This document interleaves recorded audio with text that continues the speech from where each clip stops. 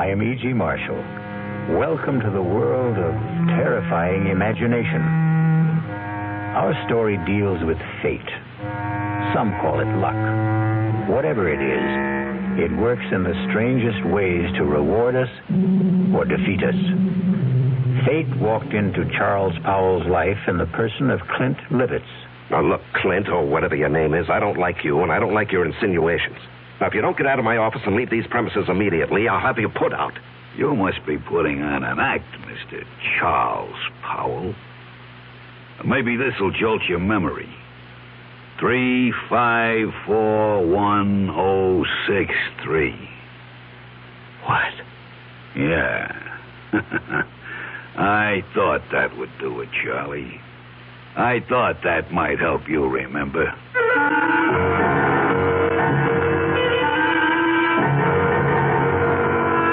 Our mystery drama, No Hiding Place, was written especially for the Mystery Theater by Sidney Sloan and stars Larry Haynes.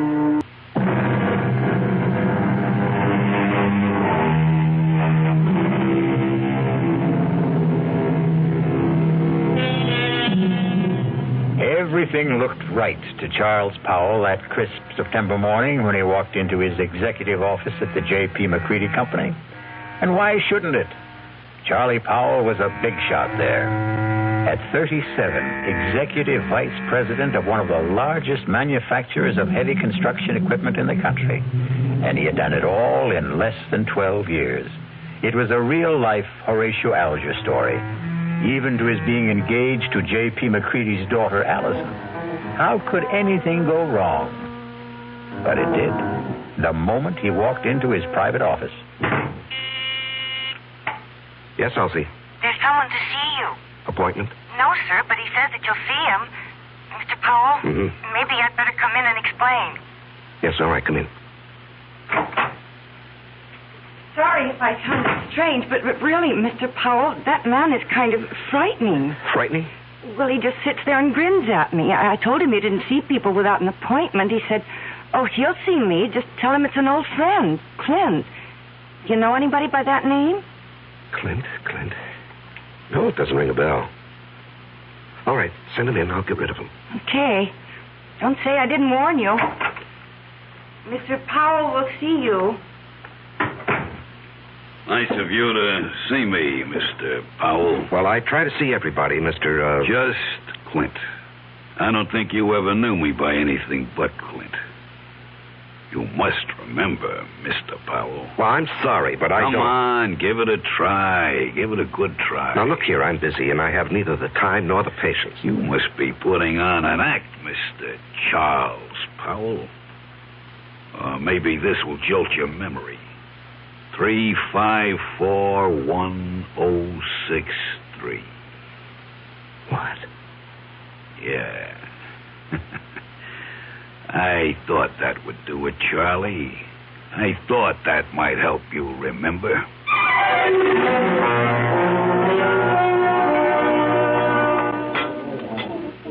Charles?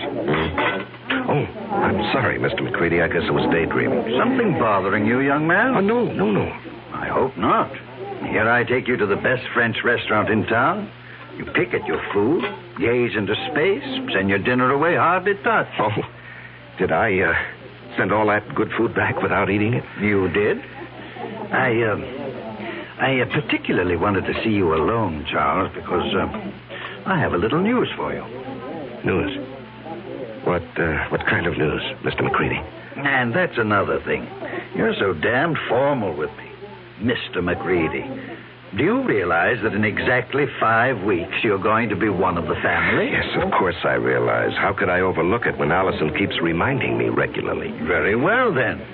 Do you think it proper to call your father-in-law to be Mr. McCready? If you don't start calling me John... Okay. John, it'll be.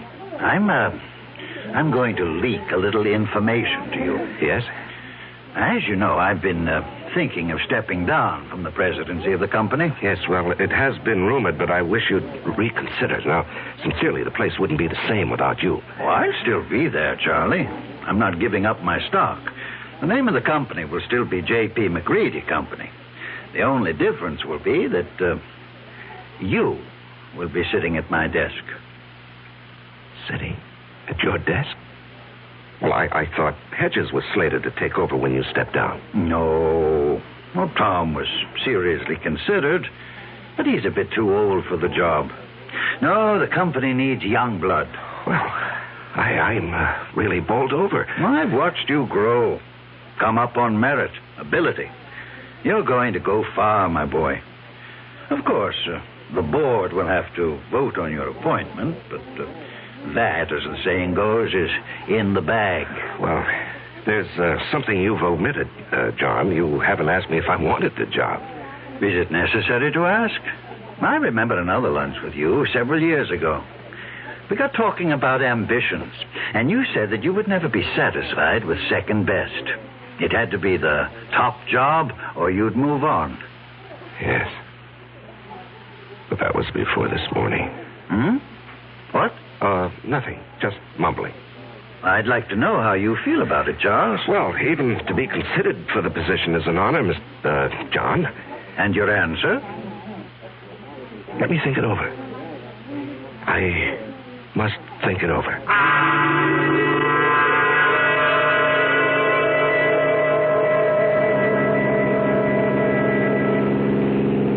Trying to collect your life insurance, Charles? What? The way you're driving. Are you out to get me, yourself, or both of us? Oh, I'm sorry, dear. I guess I didn't realize how fast I was going. This car has more power than it needs. More than I need. I'm sorry. At least it gave us a topic for conversation. What did? You're driving. Darling, I'm the girl you asked to marry you. Something is troubling you, something big. Allison, did your father tell you what he's planning? Dad never tells me anything. I have an idea he thinks of me as a bird brain. He wants me to take over the presidency of the company. That's marvelous. Couldn't have made a better choice. Well, you're prejudiced. But it's a nice kind of prejudice. I don't think I'll accept. What? But, darling, it's right for you. You've worked toward that goal. You're the right man for the job. Am I? What is this? Lack of confidence, buck fever? You're being ridiculous, darling. No, I'm being practical and sensible. My being president of the McCready Company would bring nothing but trouble. What are you saying? I'm even considering resigning my present job. Why?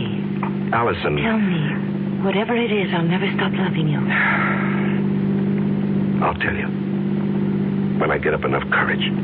Please, darling, be patient with me. Just be patient. I love you, too.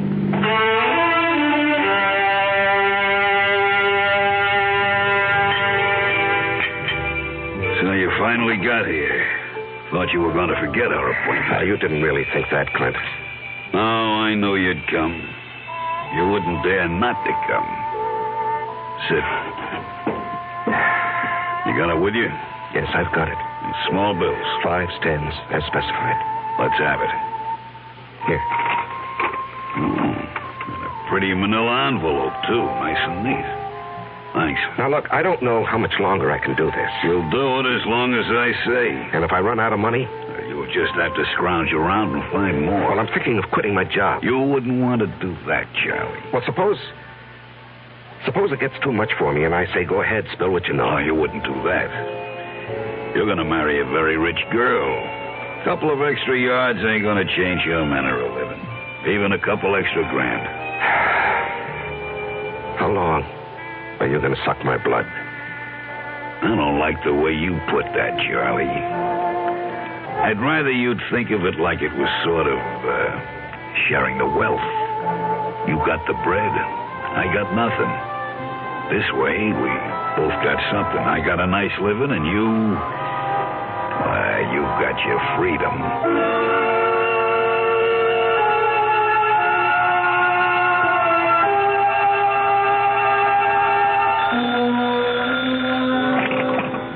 Hello? Charles? Oh, yes, Mr. yes, John. Sorry to bother you at this hour. You wanted to sleep, were you? At 10:15, no. The reason I'm calling... Yes. Is something bothering you, my boy? Well, I've had some things on my mind lately. I'm sorry it was so noticeable. Well, it occurred to me that a young man gets a bit absent-minded as the day of his wedding approaches. Perhaps a bit frightened. No, it isn't that, J.P. Oh, excuse me, John. Someone's at my door. Hold on. Just a moment. Forgive me for coming here. I've got your father on the phone. Come in, darling. Hello, John. It was just the porter with a package. What were you saying? Oh, nothing really. I'm just concerned. Whatever's troubling you can be taken care of. I'm backing you all the way. Well, I appreciate your feelings, J.P., but there really is no cause for concern. I'll snap out of this in a day or so. Good. It's reassuring to hear you say that. Now, forgive me for disturbing you. No, I wasn't disturbed. Thanks for calling. Good night. Good night, J.P. Even Dad notices that something is wrong. Yeah. I haven't seen you in 3 days. You trying to tell me something? All I want to tell you is that I love you very much. From a distance. Hmm? I called you at your office twice this afternoon. Allison, I can't keep this from you. I thought I could, but every day, every hour, it grows bigger. Until now, it feels as though it's going to engulf me. And you, our life, everything that has meaning for me. Darling. No, hear me out. And then if you want to go out that door quietly, I won't say anything more, and you can forget that you've ever known me. Loved you? Are you trying to say you don't want to marry me? That you stop loving me? Darling, it's because I love you that I'm going to tell you. I considered keeping the whole matter from you, writing out the trouble and probably overcoming it. Darling, how little you know me. No matter what the trouble is, I want to be with you. If you want me. Allison, I'm a fraud. What? I'm not Charles Powell. It's a name I assumed to hide my real identity. Want me to go on? Yes, darling. Go on. At the age of 22, I was charged and convicted of murder and sent to San Quentin for life. I was innocent. Evidence, circumstantial evidence. Court-appointed attorney who didn't know what to do or didn't care. A weak effort to appeal, which was refused, and there I was, at 22, in prison for life. Chance of a parole only after serving 20 years. I'd be old, all my young life confined in prison. So, when I had a chance to get out... You escaped. And ran for 2 years. Do you know what it means to be hunted? You can't get a job, you have no place to live, you can't ever sleep for fear someone will see you and turn you in. Oh, darling. I was ready to give myself up when I suddenly discovered that it wasn't necessary to run any longer. I picked up a 2-week-old newspaper and read a report of my death. What? Yes, a man had been burned to death in a flophouse fire. The only thing he had on him was something that I had kept, my only possession. A locket belonging to my mother. It had a picture of her taken when she married my father. And it had been stolen from me as I lay asleep in a freight car. I guess the thief thought it was gold. It was just cheap gold plate. And the man was identified as you? My mother and father's names were inscribed on the back. The man was so badly burned that the locket was the only thing that could possibly identify him. And after 2 years of hunting, the authorities were glad to close the file on Robert Hagen. Robert Hagen? Sounds so strange. The name doesn't fit you. Well, it sounds strange to me, too, now. Darling, I'm innocent. I never did it. It was all a mistake. I don't doubt that for an instant, dearest. I only wish you'd never told me. I had to tell you. You see, someone knows who I am. He's blackmailing me.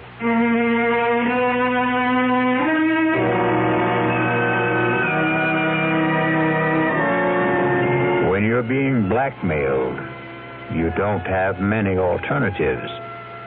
Charles Powell's whole life, his future, the happiness of the woman he loves, all hang by a very thin, flimsy thread.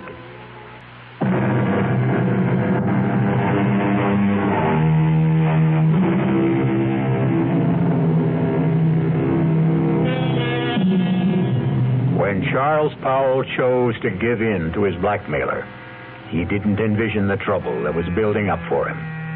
Just keep paying and I'll keep my mouth shut, his blackmailer assured him.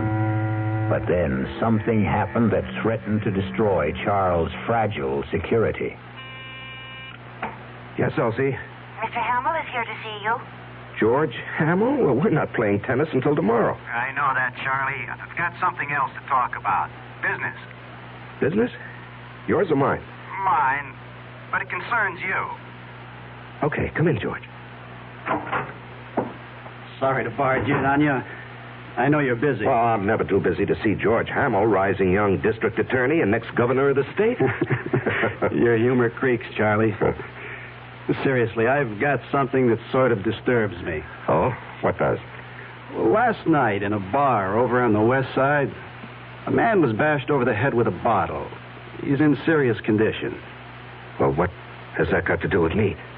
Well, the man who did the bashing, an ex-con by the name of Clinton Livitz. Yes? He's asking for you. Says you'll go as bail. Now, what I want to know is, how does a guy like you get mixed up with a Joe like that? Now, George, what did you think? That he and I were buddies or something? I didn't know what to think. Well, I do know the man. He applied for a job with the company a week or so ago. The foreman who interviewed him discovered he was an ex-con, and he refused to hire him. It was brought to my attention when one of the societies that helps ex-cons called me. So you got him a job in the plant? No, I couldn't. I mean, I wouldn't go over the head of the foreman, but I did see him, and I handed him a couple of dollars. Couple of dollars? You know how much money he had on him when we brought him in? $276. Oh, well, maybe he got lucky at the races with the money I gave him. How much was it? Oh, gee, I don't remember. 15, 20. I just took it out of my pocket and handed it to him. It was a way of easing my conscience. I felt bad about the way our foreman had treated him. Well, take my word for it. This Clint Livitz is a bad customer. Stay away from him. What will become of him? Well, he'll go back to the pen where he belongs. Well, what's the bail set at? $5,000. And you're not seriously considering putting it up, are you? No, I was just asking. Because if you are, that's the last you'll see of your money. For that matter, Mr. Livitz, he'll jump bail. Please, George, I'm a big boy now, and I think I can make my own decisions. Well, who would have thought it? Charles Powell, Bleeding Heart. Now, look, we've been friends for over 5 years. When you were running for DA, I backed you with substantial contributions. I like you. You're my friend. Now, let's not kick that all out because of some stupid disagreement. No. Let's not kick it out. I'm sorry, Charlie, but I just can't understand what your connection with that ex-con is.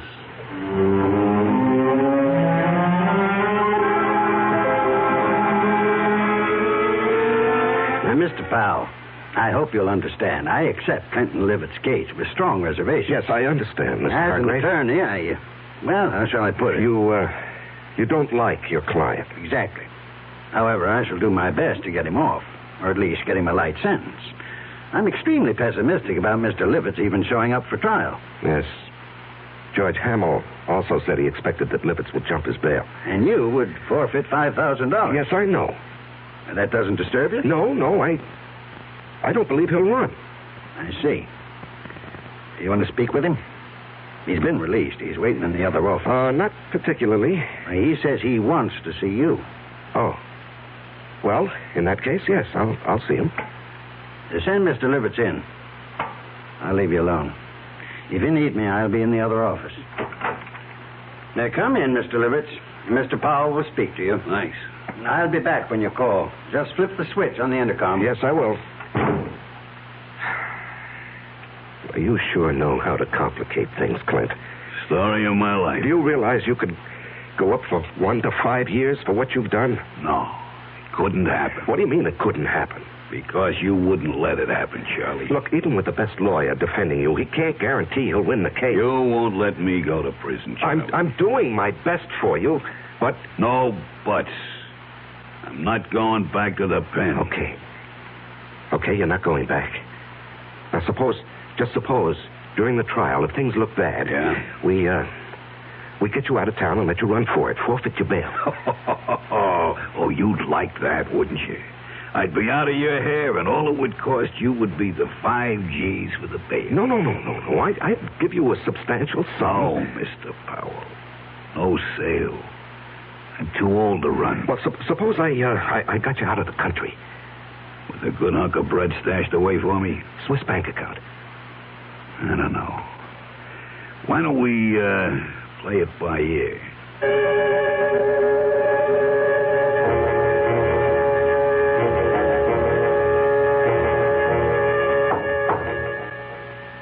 Come in. You wanted to see me, J.P.? Yes. Can you spare a minute? Yeah, sure.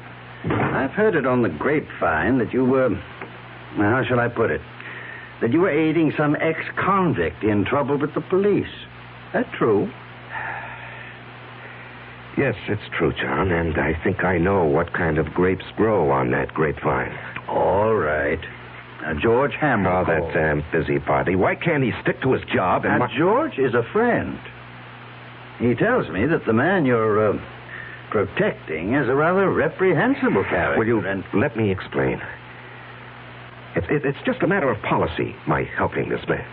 Policy? Well, yes, you did ask me a few days ago to consider taking over the job of running this company. You're going to accept? Well, I was going to tell you today. Wonderful. Wonderful news. Allison will be delighted. I know she's been worried about your seeming reluctance. Oh, no, not reluctant any longer. In fact, I've got all sorts of ideas about what I want to do. This business of giving a hand to ex-convicts is just one of them. Do you realize what this would mean in publicity for the company? To take an interest in the rehabilitation of men who would otherwise be lost, a burden to the taxpayer? I'm going to hire a PR man. We're going to be the big corporation with a heart, J.P.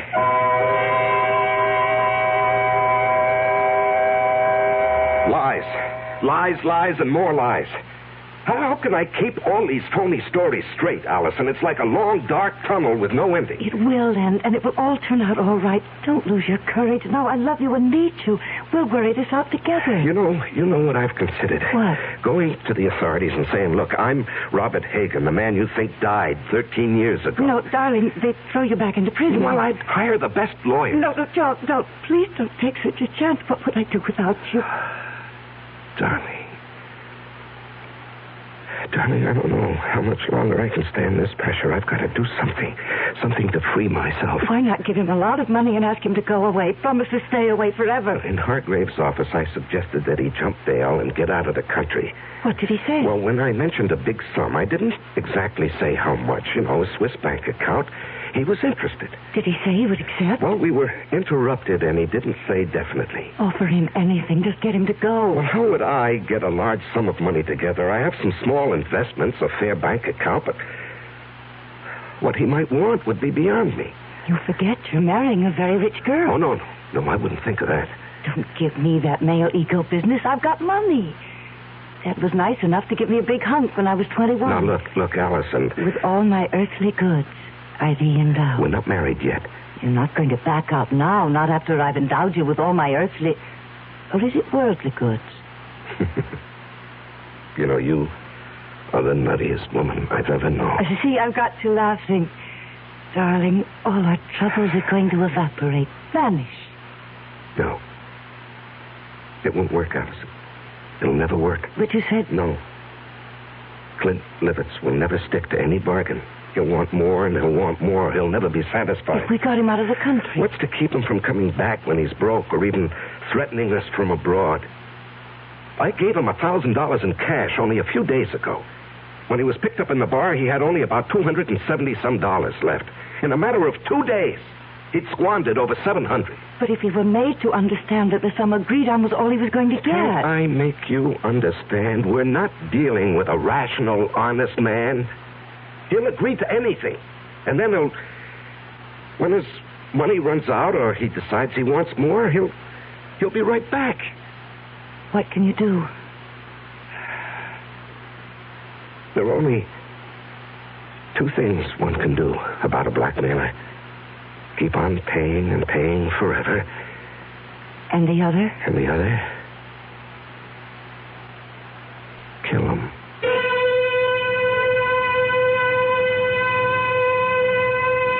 Just two ways to deal with a blackmailer. Charles now must face his conscience. The thought that has been in the hidden recesses of his mind has been spoken aloud. We will be back shortly with Act 3.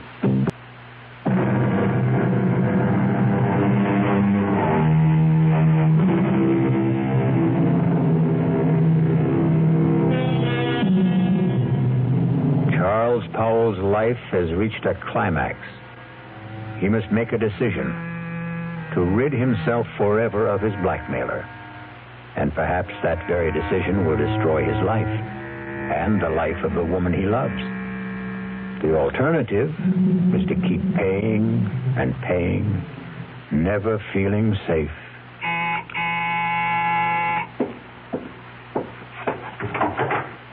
Oh, Allison, I was, You were expecting him, weren't you?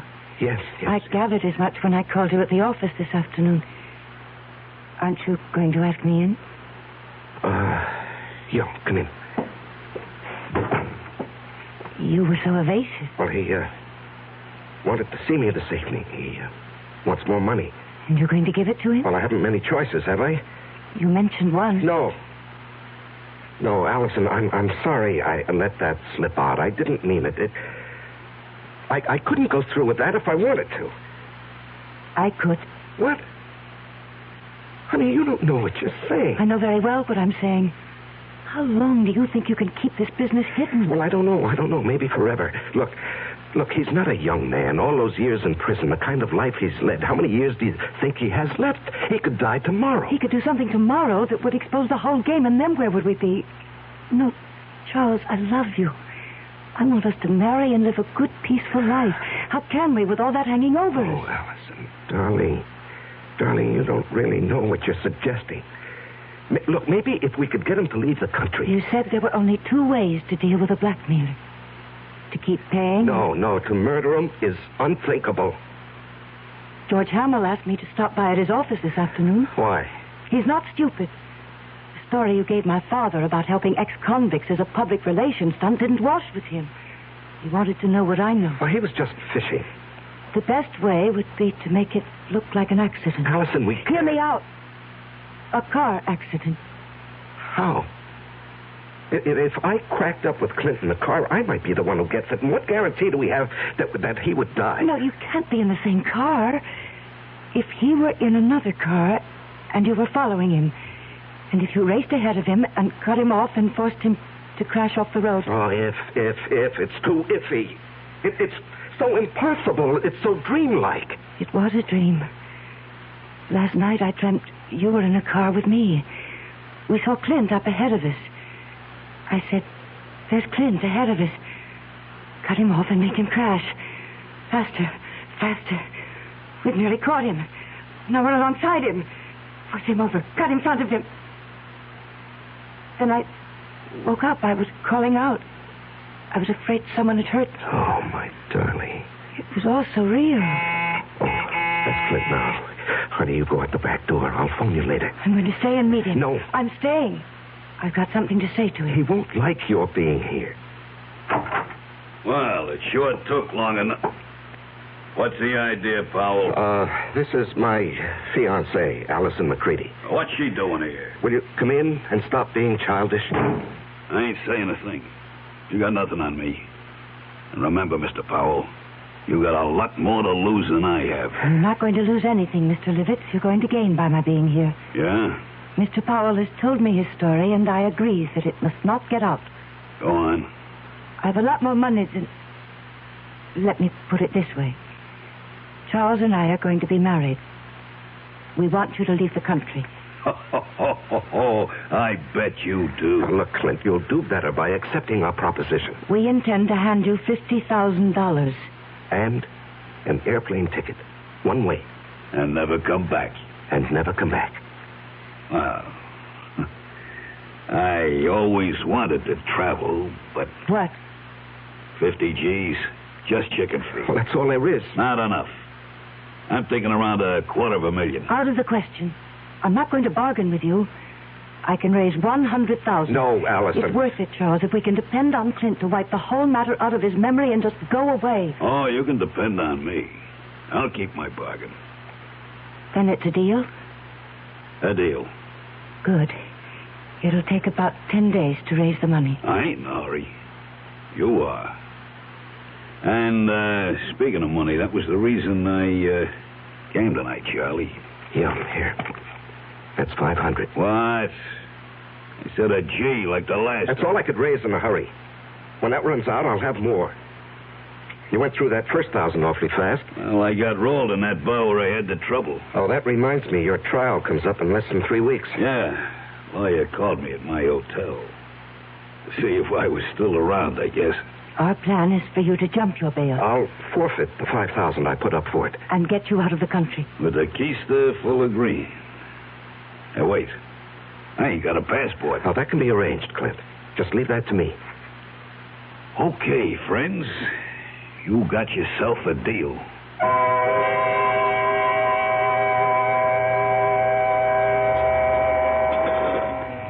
Say, Charlie, you're going to put this meal on your expense account, I hope. Too rich for your blood, George? Too rich for my pocketbook. That's JP's favorite French restaurant. Oh, yeah. Nice to have wealthy, high-paid executives for friends. I'm a simple man. I like simple things. And I like simple answers. Meaning? How long are you going to cling to that cockamamie story about your helping ex-cons rehabilitate themselves? Oh, it's the McCoy, George. That guy got something on you, Charles? Pardon, monsieur, the telephone for you. Oh, yes, thank you. Where is it? It is here, monsieur. I will plug it in for you. Thank you. Just like the movie. Yeah. Hello? Charles, Oh, yes, Allison. I know George Hamill's with you, else he told me you were lunching with him. Listen to what I'm going to say, but don't let on to George. Yes, dear. Allison says hello, and to remind you that in 2.5 weeks, she wants to see you at the church promptly at 11. I'll try to remember. Okay. He's all set, darling. Now, what's so important? It's got to be tonight. I'll have the house all to myself. Why is the color scheme so important? The housekeeper and her husband are going into town to see their 15-year-old son in the high school play. Well, I don't see that that's such a problem. Choose whatever color will make the bridesmaids happy. Rent a car and let Clint take it to drive out and be here promptly at 9. Do not come together. You come out in your own car, but first report it broken down. Have it picked up tomorrow morning. You'll bring it back after it's all over. Understand? We did not see each other. You couldn't get here because your car was out of order. Oh, yes, I follow, dear. I follow. I'm not sure I agree. I have a .22 target pistol. I know how to use it. Yes, I know you have to ask him to come, dear, but then what do we do with the unwelcome guest? There's a spot about 100 yards behind the house. We get him out there in a wheelbarrow. There's a hole, an old cesspool. We drop him in, quicklime. Gardener's got several bags. But, suppose the gardener wants to supply some flowers for it. It's gone over a year fired. We didn't hire one after that. As soon as it's all over, we'll take the rental car and dump it over the edge of the road near town. You know that bad place where there's no shoulder on the road and only a flimsy guardrail? Mm-hmm. Yes, I know. We dump the car there. Let it smash up. If it catches fire, so much the better. Then you take me back to the house and rush back to the city. Report the rental car stolen. You've been in your apartment all evening. Understand? Yes, the color scheme suits me fine, dear. You sure have it all planned. No baubles, no slip-ups. All planned. Yes, I'll be in my office till late tonight, 9 at least, if you want to reach me. Good. That was for George's ears, wasn't it? Yes, that's correct, Allison. Now, look, I have a report to get out. If you've completed your instructions, I'll get back to my lunch with George. Goodbye, dear. Wow. That's only the beginning, Charlie. Wait till she gets you signed on the dotted line.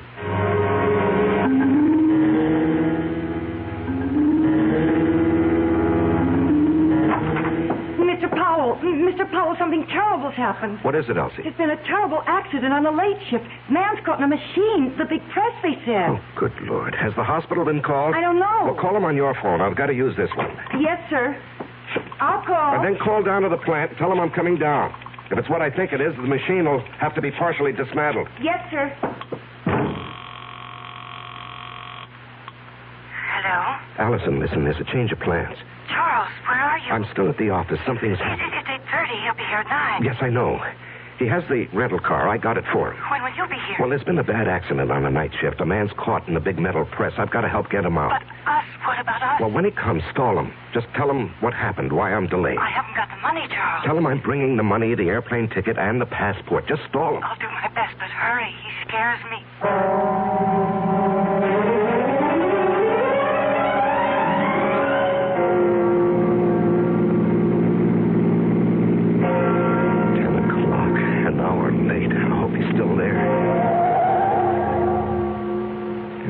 Are on. I'm not too late. He's still here. He's still here. Allison! Allison! Open up! Clint! Clint, don't leave! Clint, wait! Will you wait? I'm here! Clint! Clint! I gotta stop him. I gotta catch him.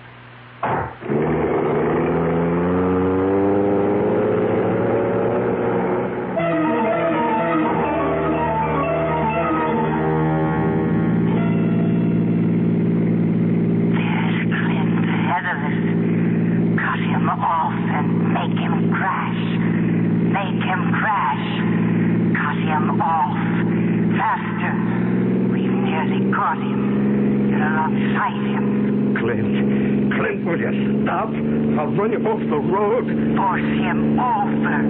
Force him over. You've got him off. You've done it. Crashed and burning. Let him burn.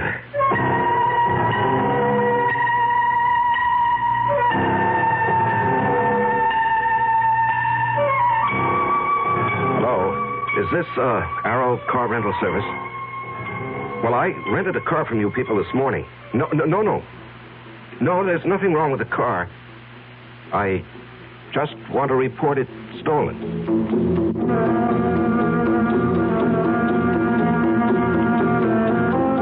The City Foreign Car Service? Look, I asked for my car to be picked up in my driveway. It's still here, and I called, or rather, my secretary called at 10 this morning. My name is Charles Powell.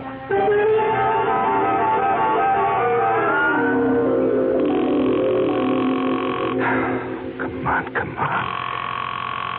Just answer the phone. Oh. Just a moment. Oh, George. George, it's kind of late for a visit. Come in. Thanks. I was just trying to phone Allison. Boy, what a night this has been. There was an accident at the plant. Peterson. I hope they don't have to amputate. I heard. Yes, and then when I got outside, I had a date with Allison. The car that I had rented this morning was missing. It was stolen. What happened to that great, big, powerful foreign job of yours? Oh, it wouldn't start this morning. Had Elsie call the service people, but they haven't picked it up yet. I just called them. They have a night answering service. You've had a busy evening. Yeah, very. Well, I think I can clear up one of your puzzles, Charlie. Your rental car was found with a thief in it. You, caught him?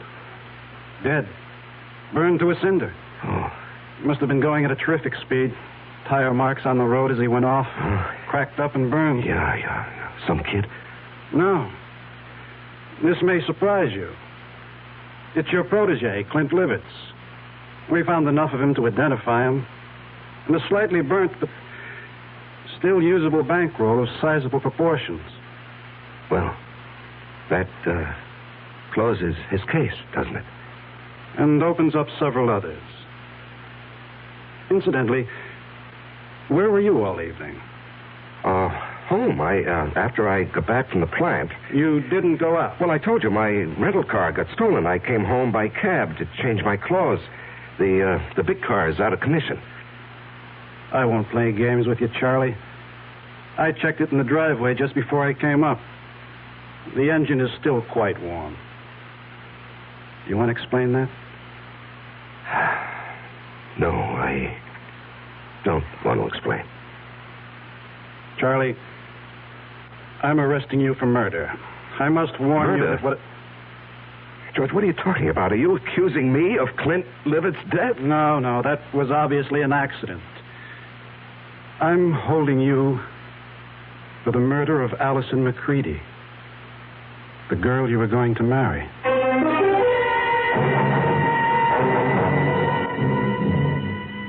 And in conclusion, ladies and gentlemen of the jury, my prosecution of Charles Powell, or Robert Hagan, has been a painful task. I was his best friend. It was difficult to believe that he would kill the woman he loved, but the evidence is conclusive.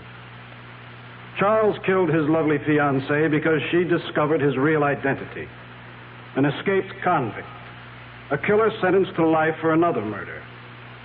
The testimony of the housekeeper, Mrs. Francis, cannot be doubted. She did not leave the house as he thought. She saw him run from the house, jump into his car, and race away. And then she discovered the body of Allison McCready shot through the head.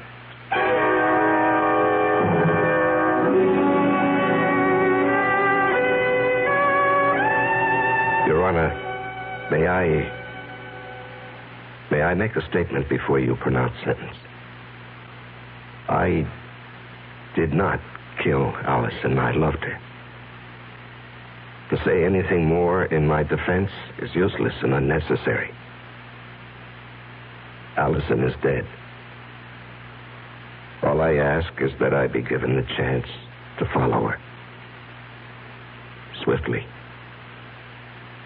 and efficiently.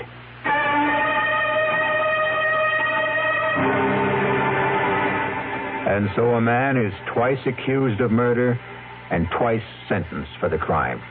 A weary man who asks only to be allowed to follow the woman he loved.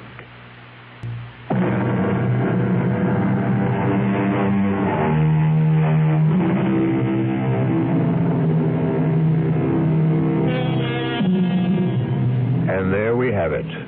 Charles Powell's joust with fate. What difference did it make that he knew that Clint had murdered Allison? They didn't believe him, and he was too weary to try to make them believe. Our cast included Larry Haynes, Ann Meacham, Jackson Beck, Sidney Walker, and Tom Keener. The entire production was under the direction of Hyman Brown. This is E.G. Marshall inviting you to return to our Mystery Theater for another adventure in the macabre. Until next time, pleasant dreams.